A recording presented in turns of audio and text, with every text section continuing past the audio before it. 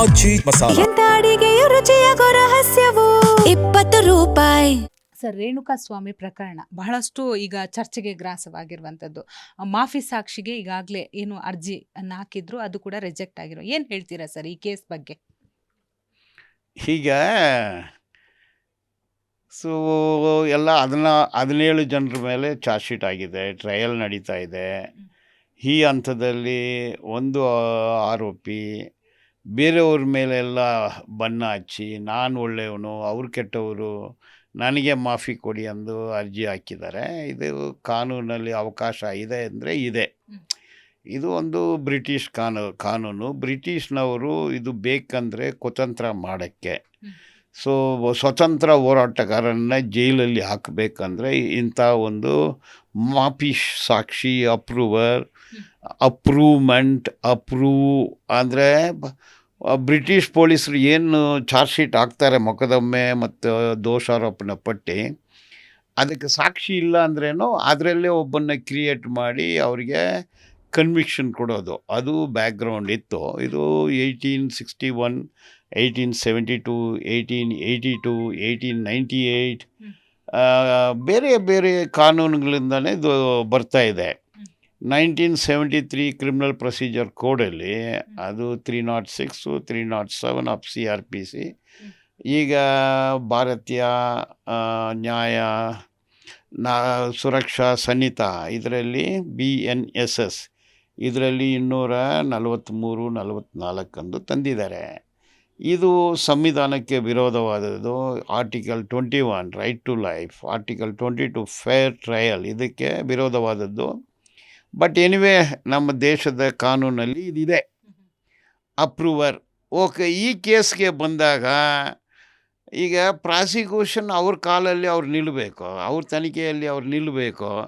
ಈಗ 2 ವರ್ಷ ಆದಮೇಲೆ ಒಂದು ಅಪ್ರೂವರ್ನ ಕ್ರಿಯೇಟ್ ಮಾಡ್ತಾರೆ ಅಂದರೆ 2 ಥರ ವಿಶ್ಲೇಷಣೆ ಮಾಡ್ಬೋದು. ಒಂದು, ಆತನನ್ನು ಯಾರೋ ಮೋಟಿವೇಟ್ ಮಾಡಿ, ಪ್ರೊವೇಕ್ ಮಾಡಿ, ಇನ್ಸ್ಟಿಗೇಟ್ ಮಾಡಿ, ಅಬೇಟ್ ಮಾಡಿ ಇದನ್ನು ಮಾಡಿಸ್ತಾ ಇದ್ದಾರೆ ಅನ್ನೋದು ಒಂದು ಇನ್ಫರೆನ್ಸು.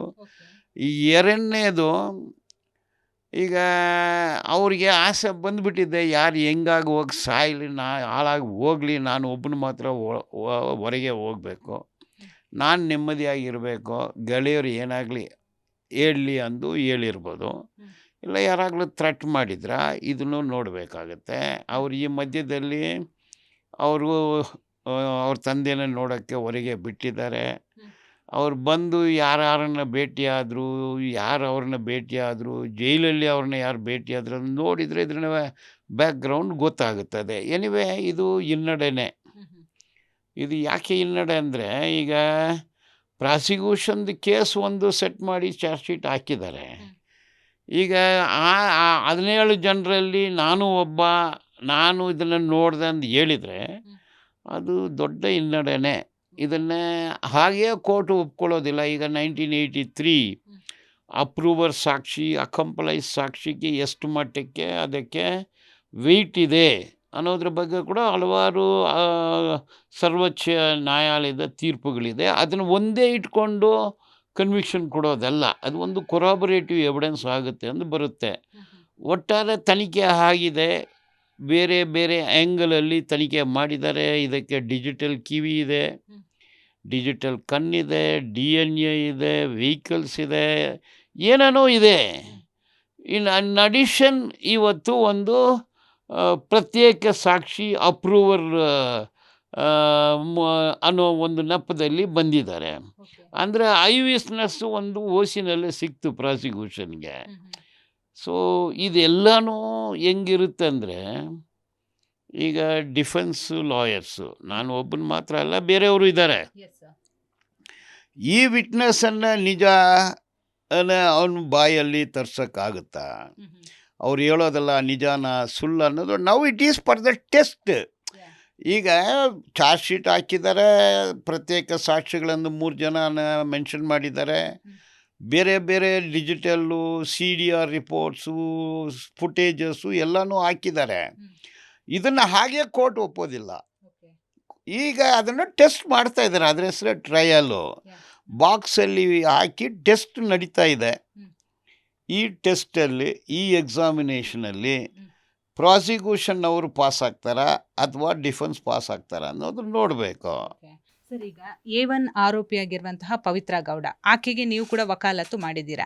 ಈ ಪ್ರದೋಷ್ ಹೇಳಿರುವಂತಹ ಮಾಫಿ ಸಾಕ್ಷಿಯಲ್ಲಿ ಕೆಲವೊಂದು 11 ಪುಟಗಳನ್ನು ಸಲ್ಲಿಕೆ ಮಾಡಿದ್ದಾರೆ. ಅಲ್ಲಿ ಮೆನ್ಷನ್ ಮಾಡಿದ್ದಾರೆ, ಅಂದ್ರೆ ದರ್ಶನ್ ಯಾವಾಗ ಪವಿತ್ರ ಗೌಡ ಭೇಟಿಯಾದ್ರು, ತದನಂತರ ಇಲ್ಲಿ ಬಂದಾಗ ನಿಜನ ಅವ್ರು ಹೇಳಿದ್ದೇನು ಗಾಸ್ಪಲ್ ಟ್ರೂತಾ, ದೇವ್ರು ಹೇಳಿದ್ದ ಅದು, ಮನುಷ್ಯರು ಬರೆದಿದ್ದು ಮನುಷ್ಯರು ಮಾತೆ ಅದು ನಿಜ ಅಂದು ಹೆಂಗೆ ಒಪ್ಕೊಳ್ಳೋಕ್ಕಾಗತ್ತೆ? ಅದಕ್ಕೆ ನಾನು ಹೇಳಿದೆ ನೋಡಿ, ಡಿಫೆನ್ಸ್ಗೆ ಸ್ವಲ್ಪ ಹಿನ್ನಡೆ ಇದು, ಪ್ರಾಸಿಕ್ಯೂಷನ್ಗೆ ಒನ್ ಮೋರ್ ಫೆದರು ಆಯಿತಾ. ಈ ಫೆದರು ಲೆದರು ಇದು ಯಾವುದೇ ಇರಲಿ, ಇದು ಟೆಸ್ಟ್ಗೆ ಒಳಪಡಿಸ್ಬೇಕು, ಎಕ್ಸಾಮಿನೇಷನ್ ಆಗಬೇಕು. ಸೊ ಟೆಸ್ಟಲ್ಲಿ ಅವರು ಚೀಫ್ ಹೇಳ್ತಾರೆ, ನಾವು ಕ್ರಾಸ್ ಮಾಡ್ತೀವಿ.